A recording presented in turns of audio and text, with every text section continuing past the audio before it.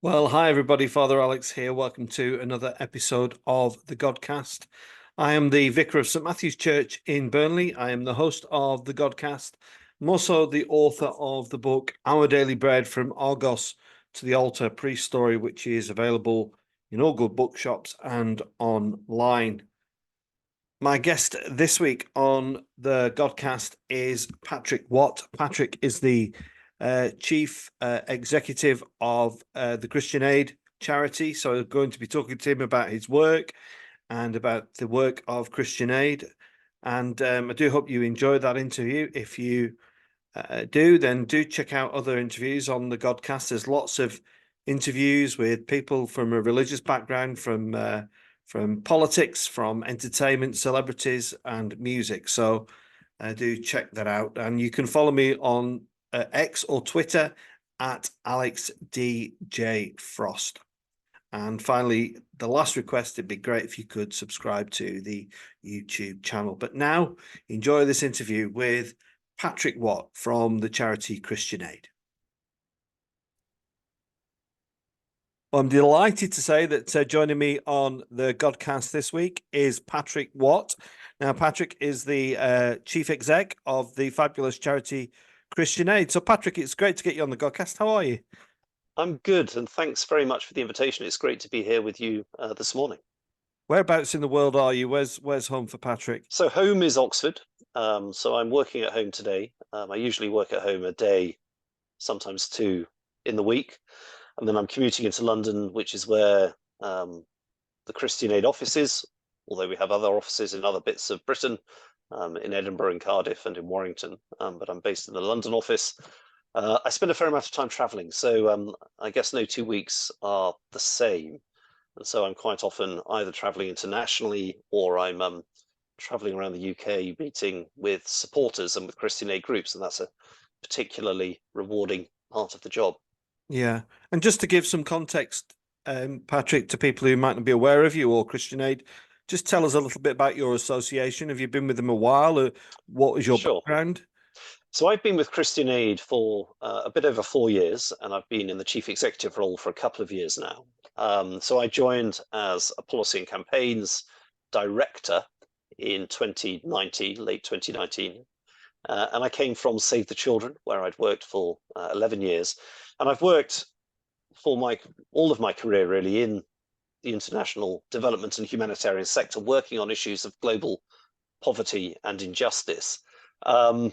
Most of it for non-governmental organizations. So I started my working life with Oxfam back in 1997, and I've worked for a number of other NGOs in between. I did a brief stint for the World Bank in Washington, DC, working on education around the year 2000, while my wife was in the US doing a master's degree at Georgetown. So I worked in Washington for a couple of years, but otherwise NGO work based in the UK. My goodness me, Patrick, the global situation is quite terrorizing, actually, isn't it, for many people at the moment? How do you go about setting the agenda for ActionAid about what to prioritize, what things become more important than others, or what how does Yeah. that, just explain to us how that works for ActionAid?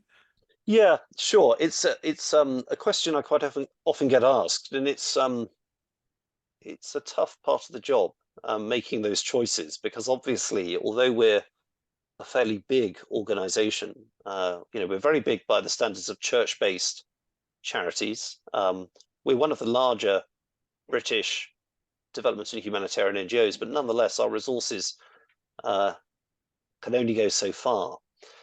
So we're always looking, I guess, at three questions. I mean, one is there need to which we can respond? A second question is whether we have a presence that would enable us to do some effective work. And sometimes that's about whether ActionAid has staff in a particular location, but often it's about whether our partners or other sister agencies in the ACT Alliance, which is a church network of which we're a part, have a presence in a location. And then the third question is always, can we mobilize funding for this? So I think that mixture of kind of need access or presence and funding is really what then decides where we respond. So what that does mean, for example, is, there were very serious floods in Pakistan in 2022. We decided actually we weren't best placed to respond to those. We actually didn't draw down from funding from the Disasters Emergency Committee for that work. But we did respond in Ukraine, and we did that despite the fact we weren't present in Ukraine as Christian Aid at the time. But we were able to work through church agencies that already were working in Ukraine. So Swiss Church Aid, Hungarian Interchurch Aid. So that ACT Alliance network that I spoke about is quite an important platform to enable us to work beyond those locations where Christian Aid itself has an office. Yeah. And I suppose, Patrick, some people have an image, don't they, of a charity? I mean, and Christian Aid is a charity that I'm sure has evolved over the years, but many may simply remember like Christian Aid Week, where the envelope would go through the door and then some random person a few days later would come and collect it. And I also wonder if there's similarities with the national poppy appeal that people think of you just as a charity for a particular time of year. How do you overcome those challenges, and also just explain a bit more of the context of where you are? You're not just in the UK, you're across the world, aren't you? Just tell us a little bit about that, if you could. Yeah. So, I mean, you're right that Christian Aid Week is often the thing for which we're known, and the envelopes are often what we're known for. I'm always struck by people, many of them people who don't regularly go to church. Some people who wouldn't necessarily count themselves as Christians, but actually feel quite kind of warm towards Christian Aid because of the envelope, because of the Christian Aid Week appeal.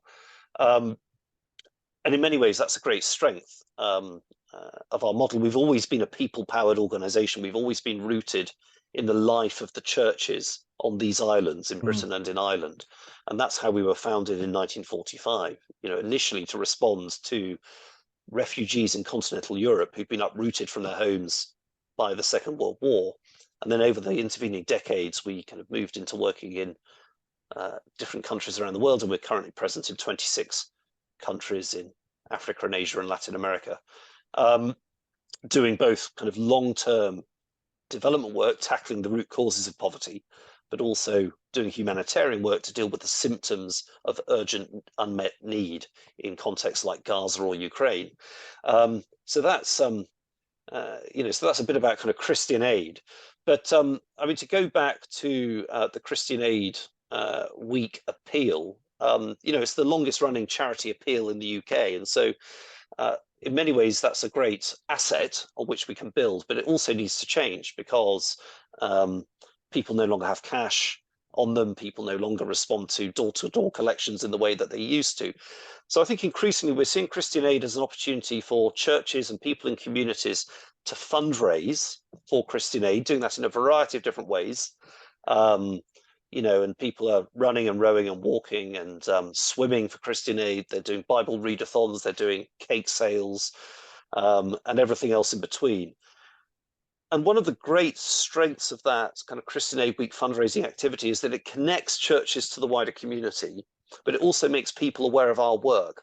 So it reinforces our profile and the understanding of our work that then fuels our ability to raise funds and engage the public through the other 51 weeks of the year.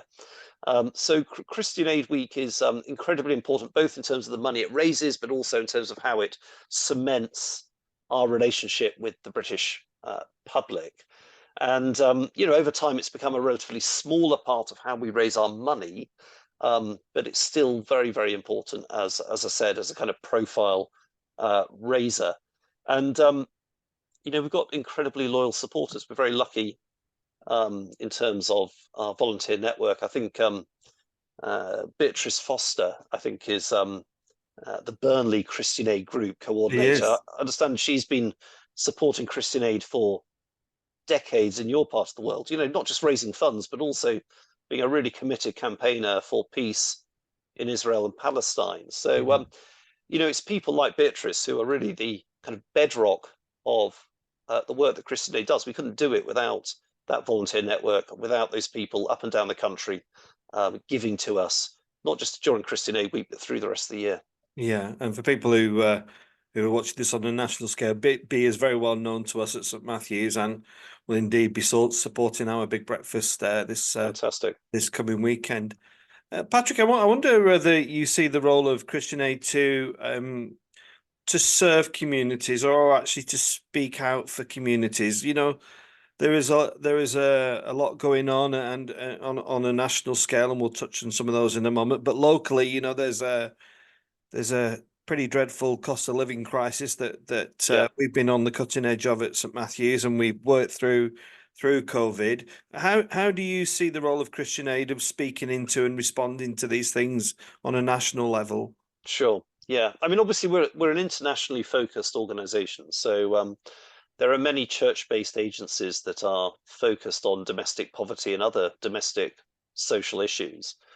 So I've never felt that it's Christian Aid's job to kind of pitch our tent on their ground, but I think it is important that we are working with domestically focused organisations. So you might be aware, Alex, of some work we've done recently ahead of the general election later on this year, with the Trussell Trust, with Church Action on Poverty, with the St Vincent de Paul Trust, which is a Catholic domestic poverty charity as well. Collaboration with them on a resource called Act on Poverty, which we've made available to churches, to communities, to encourage them to engage parliamentary candidates ahead of the election on issues of both domestic and international poverty, and to see it as a single piece.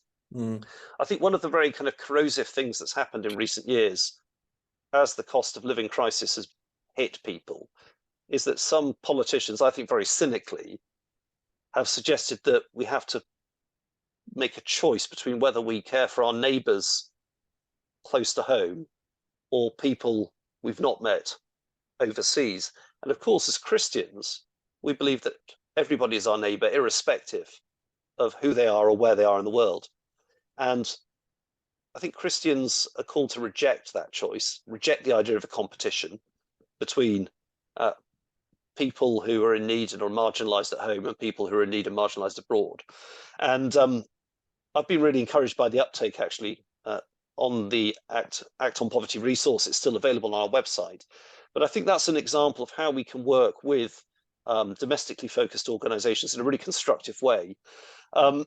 It is the case, and you'll know this much better than I do, that, you know, churches up and down the country of all denominations are having increasing demands placed on them by society.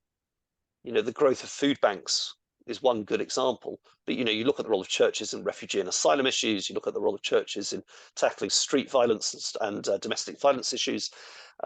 Churches are being pulled in a number of different directions, and, you know, we obviously as Christian Aid need to be aware of that when we think about how to engage our churches. We need to understand that however much our churches support our mission and mandate, they're also being called to play a number of other equally critical roles within society. Yeah, and how does that work on the national scale? Patrick, how do you build those links abroad? So, you know, I mean, again, this is a question out of interest as much as anything. Do you have working locations around the globe? You know, South America, in Asia, in Europe. Just explain to us how Christian Aid does its work on an international scale. So the way we're set up at the moment is we've got about 800 staff. So we're quite a big organisation, and a bit over half of those staff are outside of Britain. So most of the staff based in Britain are working in fundraising and supporter engagement, but we've got a fair number of staff performing other kind of organisational roles based in the UK. But the vast majority of our programme staff are in Africa, Asia, Latin America. Almost without exception, they are people from the countries in which we're working. So we do not kind of have expats working on expensive contracts in other countries. We have offices in 11 countries in Africa, and we have a regional program in Latin America that's primarily managed from Honduras, but we do have some colleagues in Haiti and the Dominican Republic and Colombia. And then we have a Middle East regional program in Syria and Israel, Palestine, and in Lebanon. And that's managed entirely remotely from Britain. And then we have work in Ukraine and in South Asia, in countries spanning from Afghanistan across to Myanmar. So we've got staff in over 20 countries around the world. So just kind of managing that operation obviously requires quite a lot of time and resource and effort.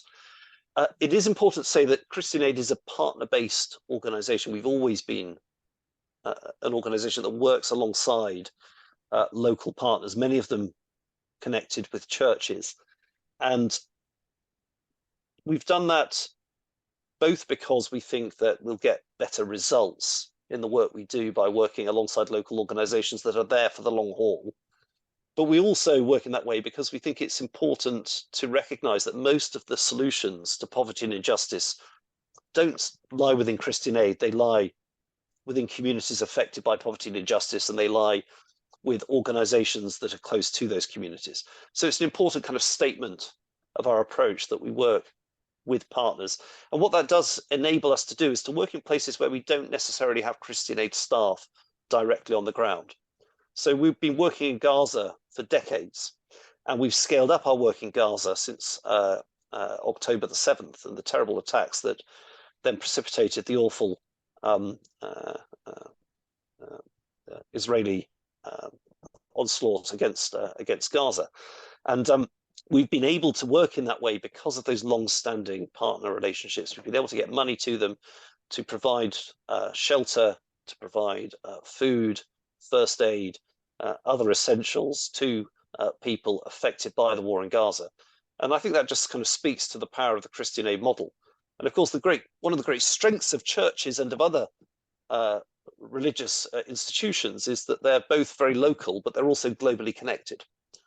So one of the things we've done recently is signed a new partnership with the Anglican Alliance, which is the network of global Anglican Communion development organizations. And we're doing more work with them in the Democratic Republic of Congo, in South Sudan, and in Bangladesh on gender-based violence, violence against women, but also on helping communities to adapt to climate change.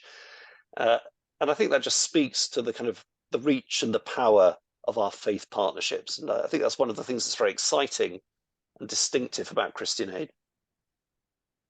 And how important do you think it is to have a Christian presence in these areas of conflict, Patrick? You know, in the, you talk about the issues in the Holy Land, which is is between the Jews and the Palestinians, but of course there are Christians within that whole context. Absolutely.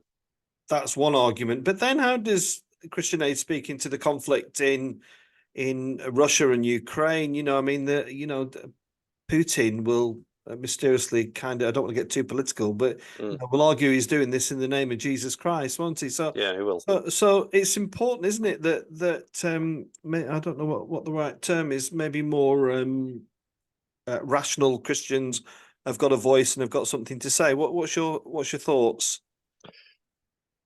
So I think you're right that there is a really important place for Christian organizations that work with and for people of all faiths and beliefs, and who do that not in spite of being Christian, but because we're Christian.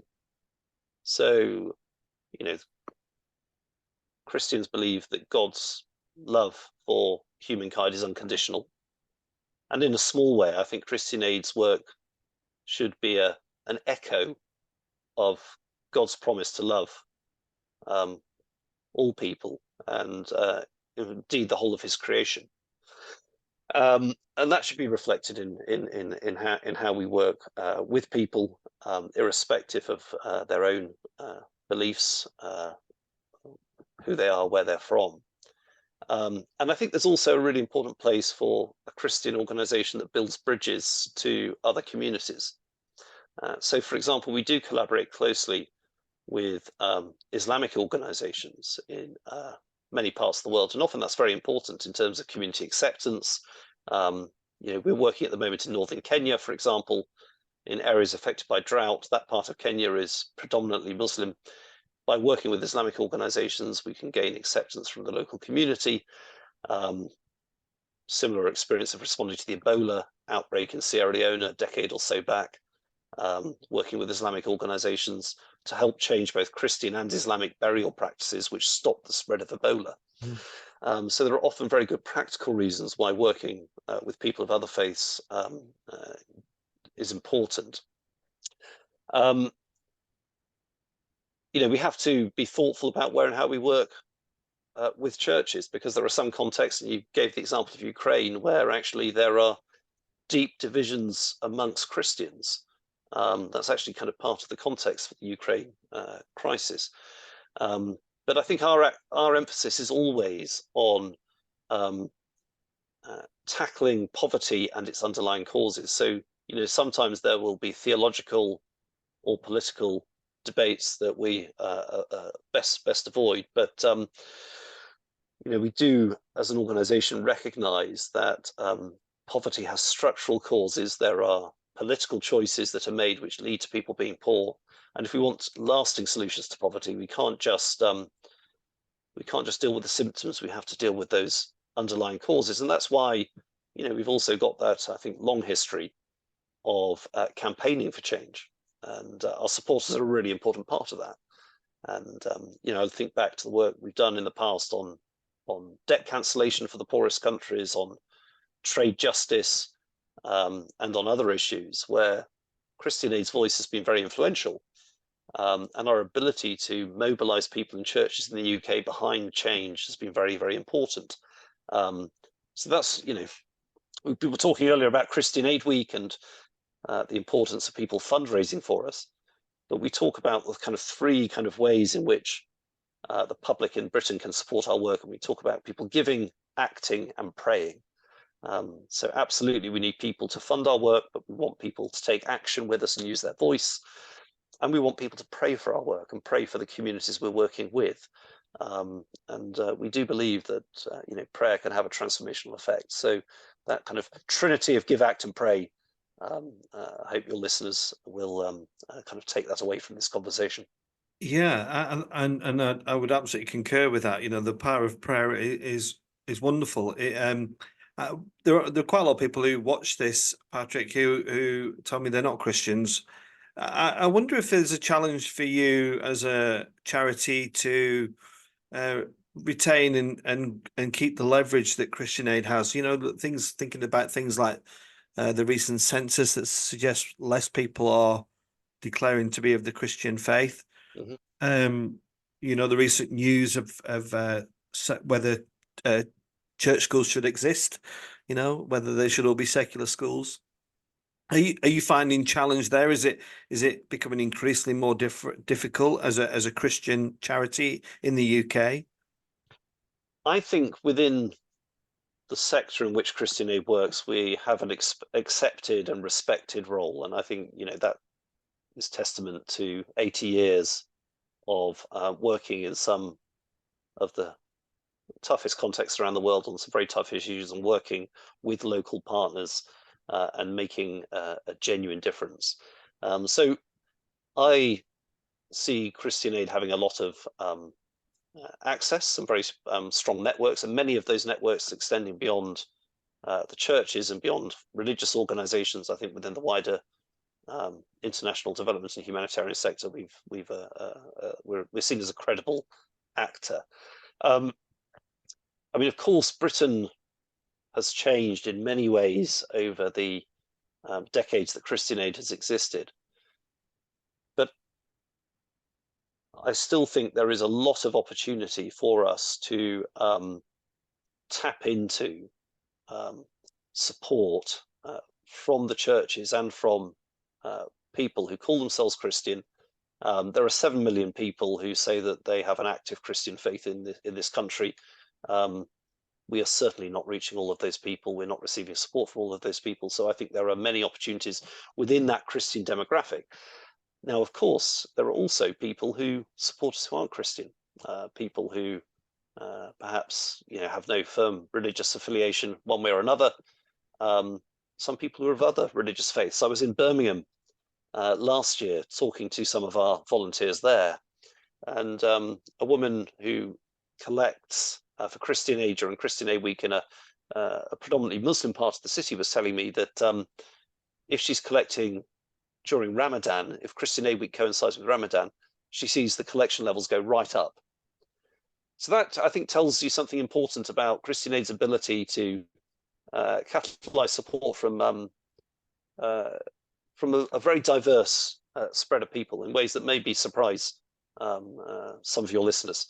And although obviously our primary audience is people who identify as Christian, I think we command quite a lot of support from the wider British public.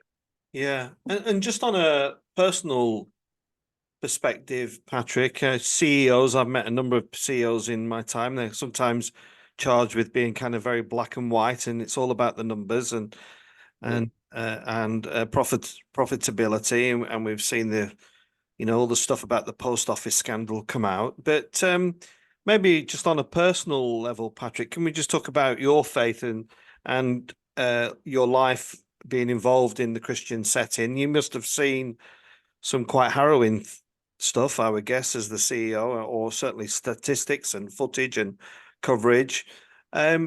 Just tell us how you deal with that and how you process the responsibility of running such an important charity such as Christian Aid, and how that has affected your faith in maybe both negative and positive ways.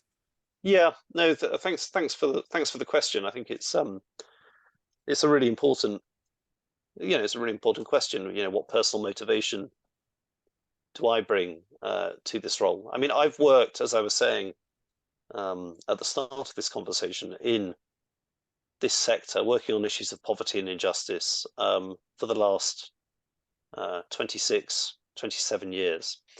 And I came into the sector because of my faith. I mean, I think that motivated me to, without sounding too self-aggrandizing, but made me want to work for a more just world. And I think that has kind of sustained my work in the sector in the intervening years. Now, actually, the vast majority of that time has been spent in organizations that weren't religiously affiliated. But I felt that kind of Christian Aid was an organization that offered me the opportunity to kind of bring together the two kind of hemispheres of my life, my professional experience in development and humanitarian work, and my personal Christian commitment, which was an important motivator. And I also did my first degree at university in theology, so there was a kind of opportunity there to perhaps apply some of that in my working life, which appealed to me. I mean, it's true that particularly in the role I'm playing, at times it can be quite demanding. You've got a lot of stakeholders involved in Christian Aid.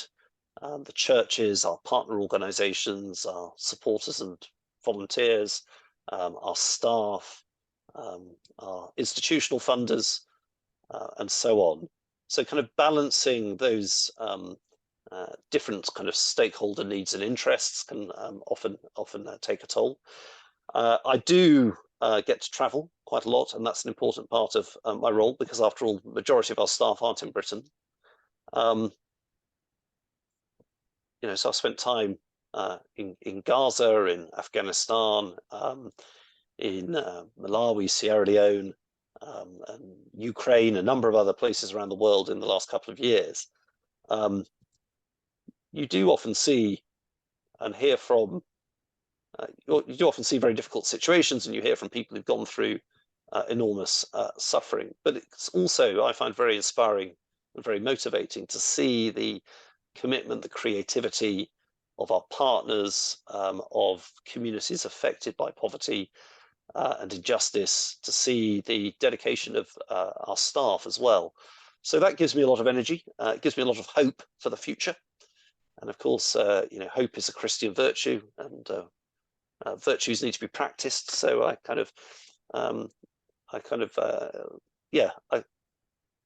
feel kind of confident looking forward into the future that Christian Aid can continue to kind of play an important role in tackling the injustice of extreme poverty, and doing that in a way that really adds something quite distinctive and important to the life of the church in this country.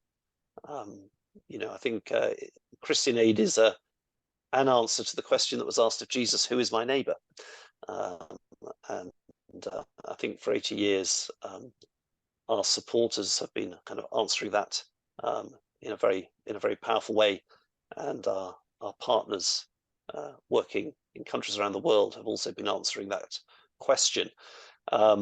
So that gives me a lot of hope. I think my faith gives me perhaps a kind of a sense of perspective, that I'm not just doing this through my own efforts. I'm not in this alone. What we're able to do as an organization is made possible in part from God's grace. So that gives me certainly, I think, a kind of sense of perspective and reassurance. Yeah. And the charity sector, Patrick, is a very competitive sector, isn't it?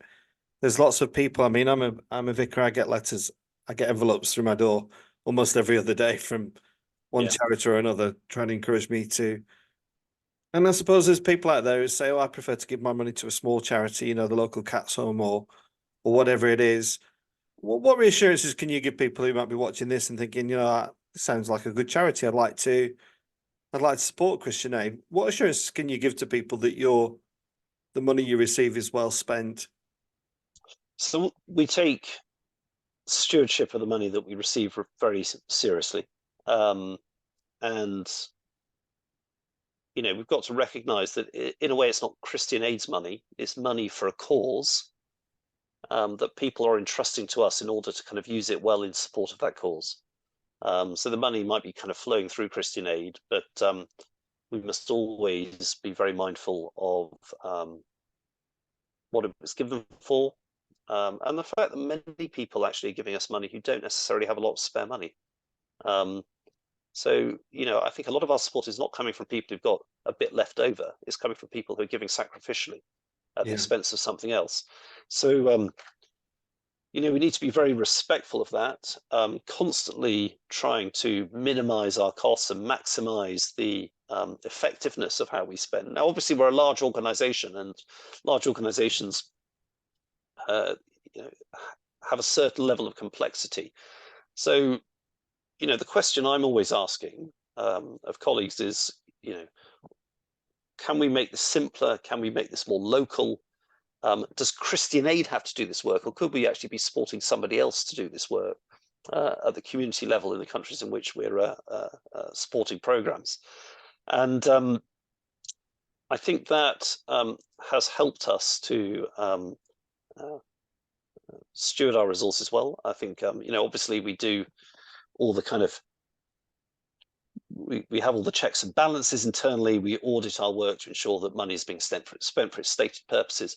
But I think more fundamental almost than that is, the discipline of constantly testing whether we are having the impact that we're setting out to have, and whether we can do what we're doing more effectively in the future. So there's a certain amount of kind of testing, evidence generation, learning that should be going on all the time in an organization like Christian Aid. And we don't need to be just learning from what we're doing. We need to be learning from people beyond Christian Aid. And of course, many of our partner organizations are partnering with other international NGOs. So there's a whole ecosystem out there of work to tackle poverty. And we need to be drawing from the best evidence of what works and applying that in our own practice. Yeah. Patrick, it's been great talking to you. I've really found it fascinating listening to what you've had to say. A big few weeks ahead. big campaign Absolutely. on the horizon. Maybe a nice way to finish would be a word of encouragement to all the wonderful people who are volunteering their time. And like you say, some of those people, that you talk about, who are sacrificially giving, is very true. Certainly in our context, people don't have a lot of money splashing around, but to see them give what they can is quite inspiring, isn't it? And so if you could maybe just offer with a word of encouragement to those people, that'd be wonderful. Yeah, absolutely. Yeah, I mean, I think, what I would want to say to anybody who supports Christian Aid is thank you for your support, because without it, we couldn't do the work we do. And to anybody thinking about supporting Christian Aid who's listening to this, please take a closer look and consider supporting us in whichever way you can. So that obviously we love you to support us financially, but we also, if you're a person of faith and you pray, we welcome your prayers. And if you want to support our campaigns, add your voice to some of the changes we're trying to create in the world, then please engage with us in that way. But Christian Aid is only possible because of the support we receive from people up and down this country, in communities who believe in our cause, want to support it, and have sustained us in the work we've been doing for these last 80 years. And Christian Aid Week perhaps is an opportunity to kind of renew and deepen that relationship with the work we do, and to tell other people about it. So please go out into your communities and spread the word. Well, on that note, Patrick, thanks so much for coming on the Godcast, and thanks again for all you do and the work that you do in supporting so many people in difficult situations. Thank you. Alex, thank you very much. It's been great.